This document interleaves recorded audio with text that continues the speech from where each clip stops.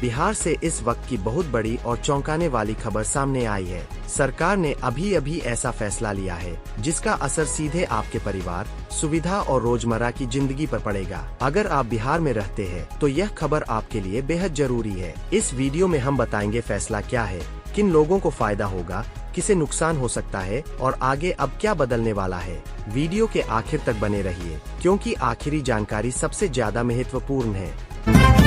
बिहार सरकार ने अब तक का सबसे बड़ा लगभग 3 लाख करोड़ का बजट पेश किया है, जो पिछले साल से करीब 30,000 करोड़ ज्यादा है। सड़क, पुल, बिजली, पानी और भवन जैसे कामों के लिए 63,455 करोड़, शिक्षा के लिए 68,216 करोड़, स्वास्थ्य और ग्रामीण विकास लिए क्रमशः 21,270 और 23,701 करोड़ का प्रावधान किया गया है।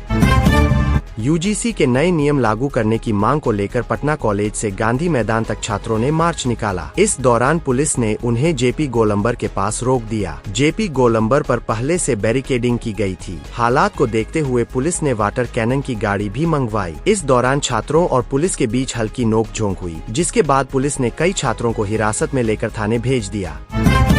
बिहार राज्य के बजट पर मंत्री दिलीप जायसवाल ने कहा, एक अनोखा बजट पेश होने वाला है। पिछला बजट करीब 3,17,000 करोड़ का था। मुझे उम्मीद है इस साल का बजट ज्यादा होगा। बजट में महिलाओं की भागीदारी बढ़ाने और उन्हें मजबूत बनाने के लिए इंतजाम किए जा रहे हैं। इसके अलावा इंफ्रास्ट्रक्चर और कनेक्टिविटी जरूरी है। यह बिहार का नया टारगेट है कि किसी भी खेती को एग्रो इंडस्ट्री नहीं कहा जाएगा। भारतीय यूजर्स की निजता को लेकर व्हाट्सएप और मेटा की मुश्किलें बढ़ गई है। सुप्रीम कोर्ट ने प्राइवेसी पॉलिसी पर कड़ा रुख अपनाते हुए साफ कहा है कि डेटा शेयरिंग के नाम पर नागरिकों के निजता अधिकार से समझौता बर्दाश्त नहीं किया जाएगा। कोर्ट ने यहाँ तक कह दिया कि अगर कंपनियां संविधान का पालन नहीं कर सकती तो उन्हें देश छोड़ देना चाहिए। सुनवाई व्हाट्सएप की 2021 की प्राइवेसी पॉलिसी से जुड़े मामले में हुई। बिहार सरकार ने राज्य में डॉक्टरों और स्पेशलिस्ट डॉक्टरों की सैलरी बढ़ाने का ऐलान किया है। स्वास्थ्य मंत्री मंगल पांडे ने बताया कि 7 संकल्प पार्ट 3 फीट योजना के तहत डॉक्टरों की सैलरी बढ़ाने और इंसेंटिव दिया जाएगा। दूर दराज और पिछड़े इलाकों में काम करने वाले डॉक्टरों के लिए खास तौर पर इंसेंटिव दिया जाएगा। इससे ग्रामीण और पिछड़े इलाकों में मेडिकल सर्विस की उपलब्धता भी बढ़ेगी। नीतीश सरकार ने बजट 2026 से 27 में किसानों के लिए बड़ा ऐलान किया है। मुख्यमंत्री किसान सम्मान निधि के तहत किसानों को 3,000 सालाना अतिरिक्त दिया जाएगा। स्वयं सहायता समूहों से जुड़ी महिलाओं को 10,000 से लेकर 2 लाख तक की आर्थिक सहायता ऋण मिलेगा। अगले 5 सालों में 1 करोड़ रोजगार दिया जाएगा। अनुसूचित जाति के लिए 19,603 करोड़ और जनजाति के लिए 1,648 करोड़ का प्रावधान है। बिहार के गया में बक्सू बिघा गांव में सरकारी प्राथमिक विद्यालय पिछले 28 वर्षों से बिना भवन मंदिर परिसर में संचालित हो रहा है। 94 बच्चे खुले आसमान के नीचे जमीन पर बैठकर पढ़ने को मजबूर है। स्कूल में न कक्षाएं हैं, न फर्नीचर, न शौचालय। सड़क किनारे चल रहे इस विद्यालय की बदहाली सरकारी शिक्षा व्यवस्था पर सवाल खड़े करती है। वित्त मंत्री निर्मला सीतारमण ने हाल ही में बजट पेश किया। इसमें उन्होंने यूपीआई और रुपए के लिए 2,000 करोड़ रुपए की सब्सिडी की घोषणा की। यह घोषणा यूपीआई लेन देन को मुफ्त रखने की दिशा में एक महत्वपूर्ण कदम है। इस बीच यूपीआई भुगतान पर शुल्क लगने को लेकर चर्चा चल रही थी, लेकिन अब जानकारी आई है कि डिजिटल भुगतान पर कोई शुल्क नहीं लगेगा। मोकामा से जेडीयू विधायक और जेल में बंद अनंत सिंह ने बिहार विधानसभा में विधायक पद की शपथ ली। शपथ लेने से पहले उन्होंने बिहार के मुख्यमंत्री नीतीश कुमार के पैर छुए और उनका आशीर्वाद लिया। जेडीयू नेता अनंत कुमार सिंह ने कहा, हम निर्दोष हैं, हमें न्याय मिलेगा, विपक्ष के पास कोई काम नहीं है।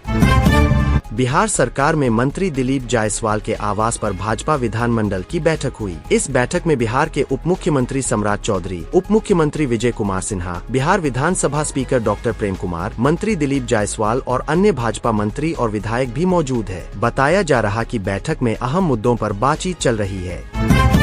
बिहार के डिप्टी सीएम विजय कुमार सिन्हा ने रेवेन्यू कर्मचारियों और सर्कल अधिकारियों की हड़ताल को लेकर भूमि राजस्व विभाग में बैठक की। इस दौरान उन्होंने कहा, हमारा प्रयास है कि जो उनकी सही मांग है हम उस पर गंभीरता पूर्वक विचार करेंगे। समाज में अच्छे लोग भी है, हमने सभी विषयों पर चर्चा की है और हमने कहा है कि एक कमेटी बना देते हैं। वह कमेटी सभी विषयों को नियमानुकूल देखेगी। 3 स्तरीय कमेटी रहेगी। बिहार के मौसम में लगातार बदलाव हो रहा है। मौसम विभाग ने अगले 48 घंटों के दौरान बारिश का अलर्ट जारी है। इस दौरान राज्य के तापमान में 1 से 2 डिग्री सेल्सियस की गिरावट आएगी। वहीं 5 जिलों में कोहरे का अलर्ट है। इनमें पूर्वी चंपारण, पश्चिमी चंपारण, गोपालगंज, सीवान और सारण शामिल है। अगले 3 दिनों तक कोहरे की स्थिति बनी रह सकती है। 10 फरवरी से ठंड के असर में कमी आने की संभावना है। बिहार का आम बजट आज वित्त मंत्री विजेंद्र प्रसाद यादव विधानसभा में पेश करेंगे। इसमें रोजगार, स्वरोजगार, महिला सहायता और किसानों की आमदनी बढ़ाने पर विशेष फोकस रहेगा। बजट में महिलाओं को 2 से 2 लाख रुपए की सहायता, किसानों की आमदनी बढ़ाने और नौकरी रोजगार के नए अवसर पर विशेष जोर दिया जाएगा। सूत्रों के मुताबिक बजट करीब 3 लाख करोड़ रुपए का हो सकता है। बिहार के एक और गर्ल्स हॉस्टल में छात्रा की रहस्यमयी मौत हो गई है। मामला मधेपुरा के बीपी मंडल इंजीनियरिंग कॉलेज के गर्ल्स हॉस्टल का है। यहाँ सिविल इंजीनियरिंग विभाग के 2nd ईयर की छात्रा का शव उसके कमरे में बरामद किया गया। वह मुजफ्फरपुर की रहने वाली थी। पुलिस ने शव को पोस्टमार्टम के लिए भेज दिया है। उसके बैग, मोबाइल फोन, डायरी समेत अन्य निजी सामानों की जाँच की जा रही है। भारत और अमेरिका के बीच हुई ट्रेड डील के ऐलान के बाद एनडीए संसदीय दल की बैठक में प्रधानमंत्री नरेंद्र मोदी को सम्मानित किया गया है। पीएम मोदी ने डील को लेकर कहा, लोग आलोचना कर रहे थे लेकिन हमने धैर्य रखा, उसका परिणाम निकला। मैंने कहा था वर्ल्ड ऑर्डर बदलेगा, अब वह भारत के पक्ष में ट्विस्ट हो रहा है। मथुरा स्थित बाके बिहारी मंदिर में रेलिंग लगाने का ठेका एक मुस्लिम ठेकेदार सलीम अहमद को दिए जाने पर बवाल खड़ा हो गया है। इसको लेकर हिंदू संगठनों ने विरोध किया और इस संबंध में श्री कृष्ण जन्मभूमि संघर्ष न्यास के अध्यक्ष दिनेश फलाहारी महाराज ने मुख्यमंत्री योगी आदित्यनाथ को पत्र लिखकर ठेका निरस्त करने की मांग की है। Bharat America trade deal final होने के बाद भारतीय शेयर बाजार में आई भारी तेजी के बीच बीएसई पर सूचीबद्ध 240 से ज्यादा कंपनियों के शेयरों में मंगलवार को अपर सर्किट लग गया। वहीं इस दौरान 118 कंपनियों के शेयर 52 सप्ताह के उच्च स्तर पर कारोबार करते दिखे, जबकि 3300 से ज्यादा शेयर आज हरे निशान में ट्रेड करते नजर आए। रिपोर्ट्स है कि भारत और अमेरिका के बीच घोषित हुई ट्रेड डील में कृषि और डेयरी सेक्टर को शामिल नहीं किया जाएगा। सरकारी सूत्रों ने बताया है कि सरकार ने 2 कहा है कि कृषि और डेयरी को लेकर भारत की स्थिति पहले जैसी ही बनी हुई है और इस मोर्चे पर किसी तरह की नरमी नहीं बरती जाएगी। नेता प्रतिपक्ष राहुल गांधी को बोलने से रोकने के आरोपों के बीच लोकसभा में मंगलवार को हंगामा हो गया और इस दौरान वेल में पीठासीन की तरफ कागज उछाले गए। कागज फेंकने वाले 8 विपक्षी सांसद पूरे सत्र के लिए निलंबित कर दिए गए हैं। इनमें हिबी ईडन, अमरिंदर सिंह, मणिकम टैगोर, गुरजीत औजला, प्रशांत पडोले और अन्य शामिल है।